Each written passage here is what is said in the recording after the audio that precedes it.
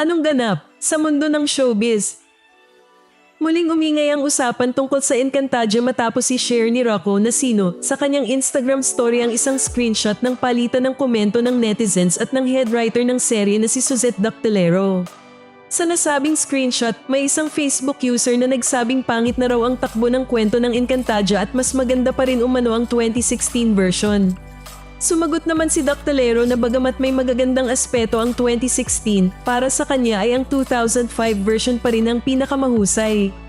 Hindi nagbigay ng sariling opinyon si Rocco na bahagi ng 2016 cast at ibinahagi lamang ang screenshot ng comments at nilagyan ng caption na Encantedix, pasok.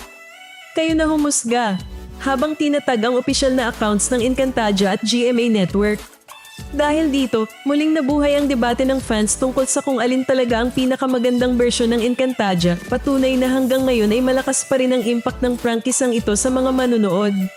Kung mismong head writer at mga artista ay may kanya-kanyang pananaw, sino ba talaga ang dapat masunod kung alin ang pinakamagandang Encantadia, ang creators ba o ang fans?